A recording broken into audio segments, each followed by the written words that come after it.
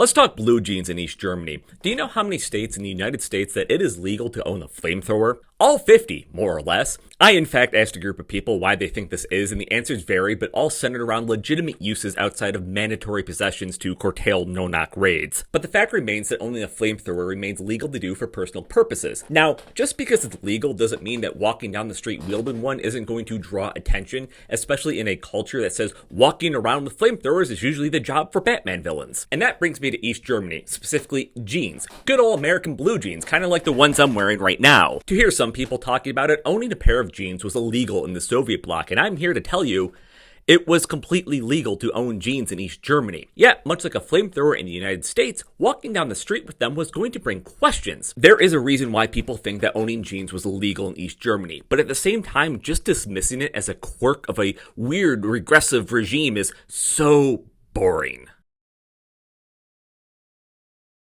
A 1965 article by the Wall Street Journal states that a young East German woman had escaped to the West because her father had forbidden her from wearing a good old pair of American blue jeans. Not only did she escape through the Berlin Wall, but she used the money she received at the refugee center to buy her slice of freedom. This article literally has everything you can think of when it comes to provocative Cold War era articles: the weird Soviet bloc, outlawing American things, fleeing to the West, rah, freedom.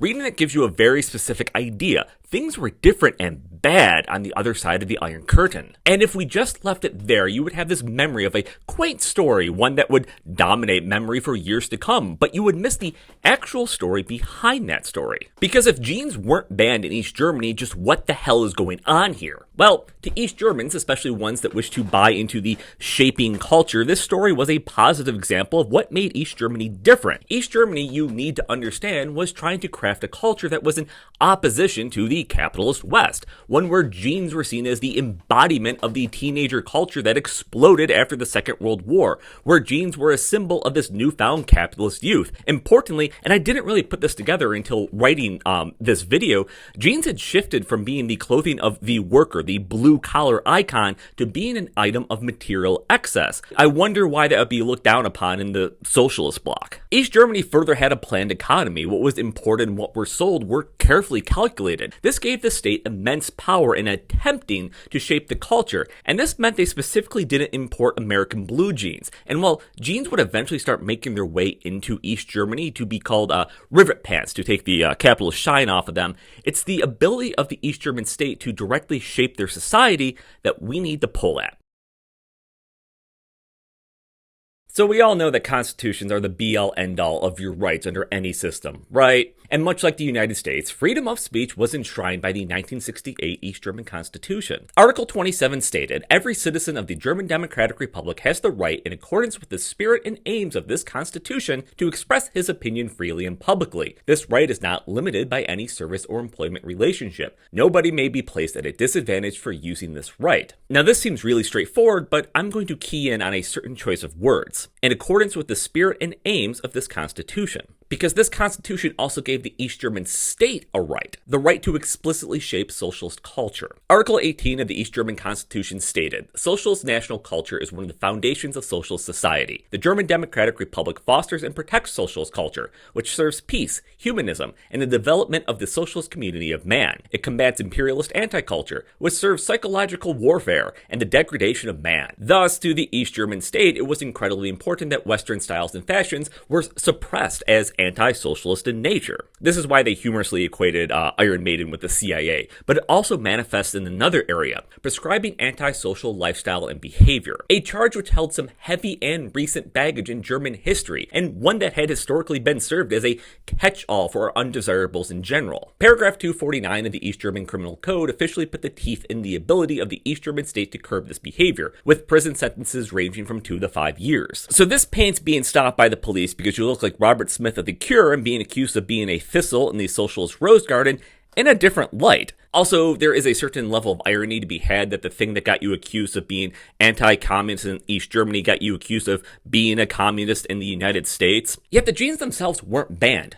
A officially. Instead, they were restricted by dress codes and then social pressures from the more conservative elements of society, something that did in fact happen in the West in the 50s and 60s, going into the 70s in some places. Have you ever heard about a little movie called Footloose? Plus, they were expensive to import. If you were wearing American jeans, there was a good chance that you might not be holding up to all this state's socialist values. But American jeans got into East Germany, and East Germany even started to sell their own. No, East Germany didn't suddenly become capitalist, but it is time to talk about when East Germany started selling American jeans.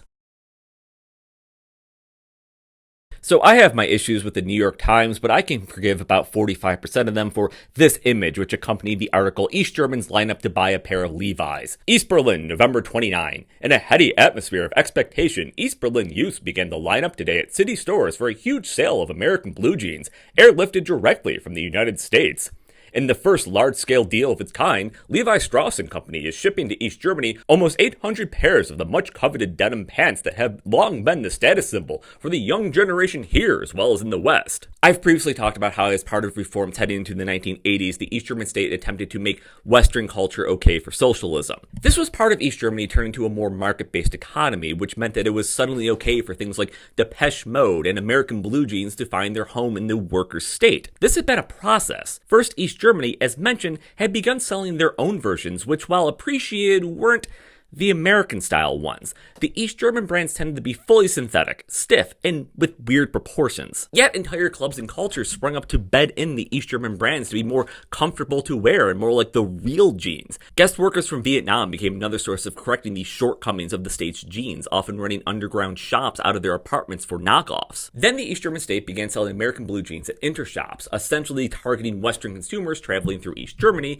thus paying in foreign currency was required, but in reality, if you had foreign currency, it didn't matter who you were. As talked about in my video on the coffee crisis, this further exposed a rift in East German society that the state had been ignoring for years, and its turn to a more market-based economy had made more raw. A distinct class divide had emerged between those who had access to foreign currency, either through a privileged job or family connections, and those who didn't. With the deal to import the jeans directly and specifically to the East German consumer, the East German state was hoping to bridge this gap, despite the jeans still being radically expensive to the average consumer. Yet, just because the state now tolerated something didn't mean they were accepted as part of everyday life. Surveillance photos and videos from the Ministry for State Security, the Stasi, routinely focus on those wearing Western-style clothing, because just like how in the modern United States, broken window theory is used to pry into people's lives because there has to be a crime behind that, so did any manifestation of subversion trigger the East German state. Which then actually kinds of rings true, because one of the major things people noticed when the Berlin Wall collapsed was that a lot of East Germans celebrated it while wearing American-style blue jeans. It's entirely possible that I could have made this video exactly 30 seconds long, but just saying jeans weren't banned in East Germany and then blowing my knees out dancing doesn't actually tell us much. So much of our everyday life is dictated by what people perceive to be true, that we lose the real story underneath it. Because yes, jeans weren't banned in East Germany. The story, however, is so much cooler than that.